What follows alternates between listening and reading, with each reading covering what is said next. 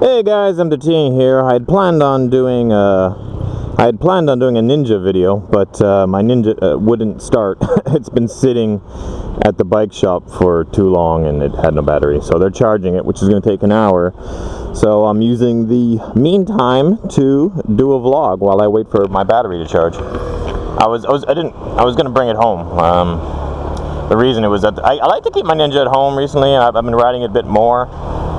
And when I say more, I mean twice a month instead of once every 3 months. I enjoy it. Like when I get on it, I enjoy it. But you know, you have to just compare it to a scooter. It's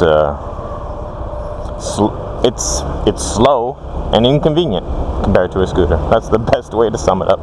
And I don't say my Ninja specifically. I'm saying any motorcycle is. Because we've discussed this before. So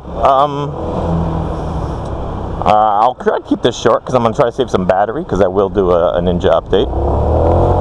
I'm riding my Aeon scooter. Aeon is a Taiwanese brand.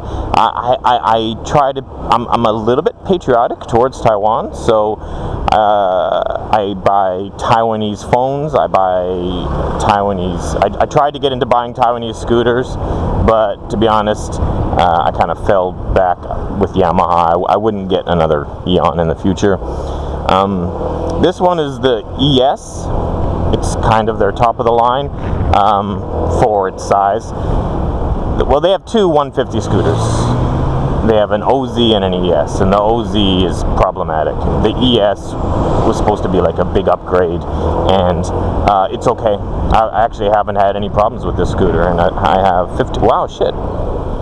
51,000 kilometers on it, and I did get an engine rebuild around 30,000 kilometers, so I've got 20,000 on the new engine, and it's running fine. An engine rebuild once every 30,000 kilometers is normal for a scooter. My Yamaha scooters also needed an engine rebuild about once every 30,000. The only scooter I have that hasn't needed an engine rebuild, and this is important, is the Yamaha Force, which is, and I'm guessing it's because it's water cooled. It's a 155 water cooled scooter, and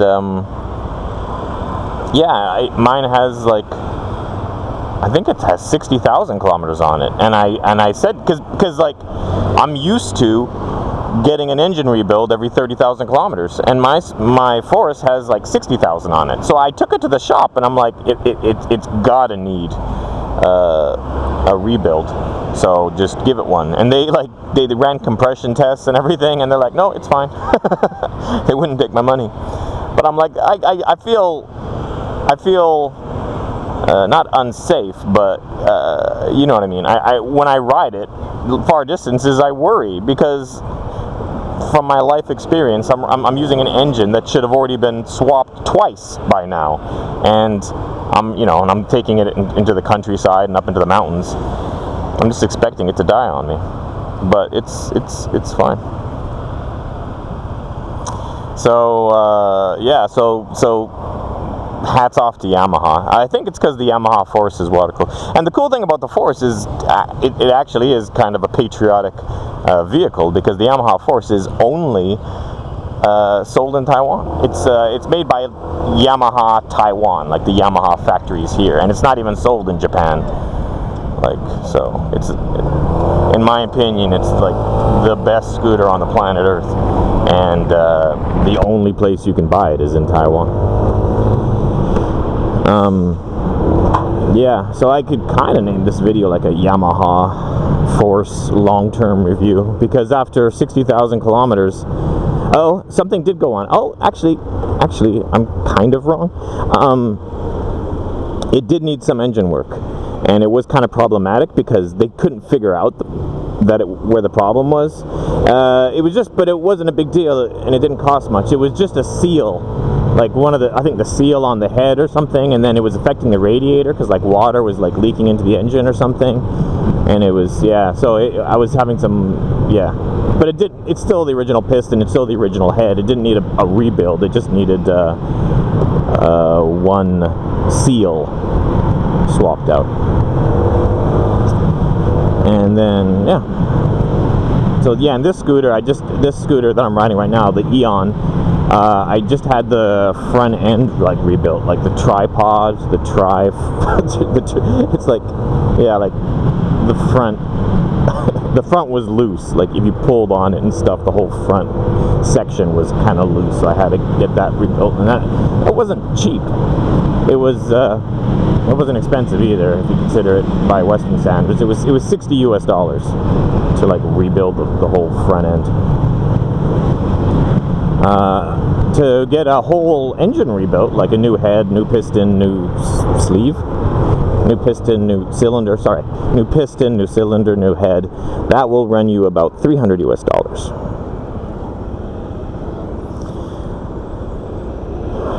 I used to ride down this road that we're on right now like all the time. It's funny because in Zhongli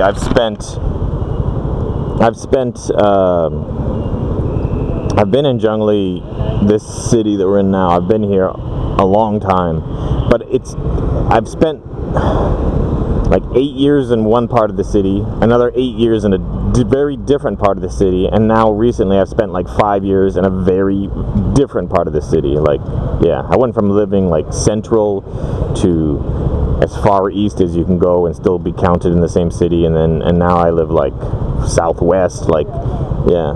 So why that's interesting to me is because I don't take this road ever anymore, because the places that I visit I would approach from a different angle now, and then I would head home in a different angle. But when I used to live back behind me, I would always take this way to the mall. So when I'm riding on roads that I haven't ridden on in months, if not years, it's always special, because I'm like, it brings back memories of how my life was years ago when I used to do these roads regularly.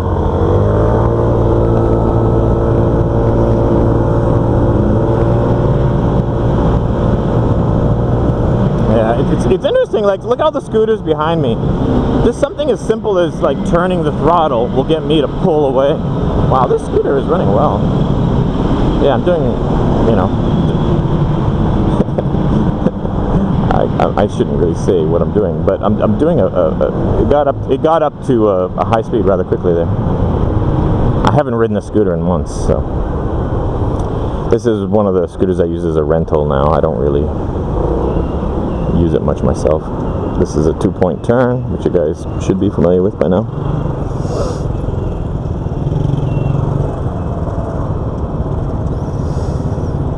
Yeah, so I think I'm going to keep the video at that. Just like a long-term update for the forest. No problems. I will, if you have a forest and you're watching this video, the thing that was happening with my forest, and I found out this actually happens to a lot of other forests, and we were Googling the heck out of it, and people were misdiagnosing it. The whole seal on the engine thing, it was showing itself as a overheating light coming on for the engine. And then, like, I would just have a temperature gauge was coming on, and I'm like, okay. And then I went in, and they're like, oh, it's fine, everything's fine, and it kept coming on, like the temperature gauge, but it was really sporadic. Like, it would come on off and on for a day, and then it wouldn't come on again for weeks. And then it would come on, like, again for there'd be like a day or two 1 week, and then it wouldn't come on for another month or two. So I went like a solid year with my temperature gauge randomly coming on, but very seldomly, and they just kept checking radiator and temperature gauge and stuff like that, and they couldn't find a problem anywhere. But the problem evidently was something to do with an engine seal. And yeah, because I think it was, for some strange reason, the radiator wasn't circulating, and then the engine would overheat, and the water in the radiator would actually be getting colder.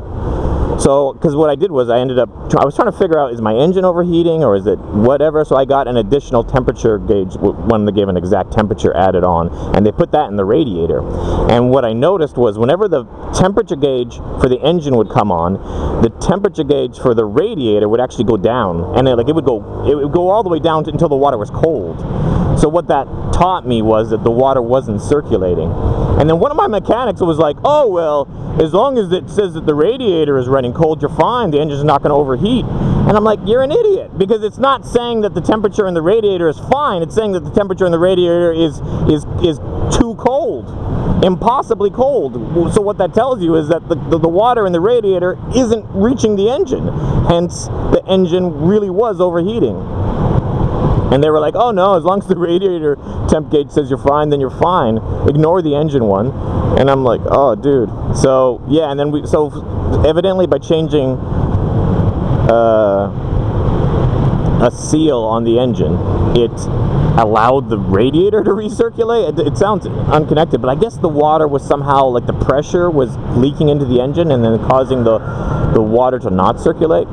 So yeah, so if you have a force and your engine light is coming on, but you can't figure out the problem, that's the problem. Because we were Googling it, and there was a lot of people, because people were getting their water pumps. It's not a water pump, but it's similar to a water pump. They were getting their water pumps changed because they were figuring out that the water wasn't circulating, and then they would change, and then the problem would still be there. So a brand new water pump wasn't fixing the problem, and the reason was because it was a seal. So yeah, we've got a heavily modified scooter in front of us. I think he wants to turn left, but the idiot doesn't have his turn signal on.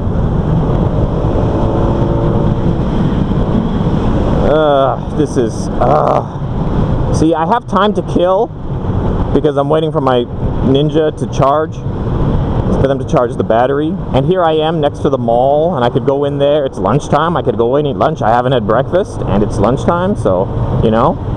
But I'm doing a fast right now, which means I'm literally not eating anything at all today, and hopefully tomorrow and the day after that. I keep telling myself I'm going to do these like 7-day, 10-day long fast where I eat nothing for a week or more, but I usually go about 3 or 4 days before I give up and eat something. And it's sad because it's just lack of willpower. But in my defense, a fast will often make you feel very flu-like. You get flu-like symptoms, it makes you feel weak and irritable.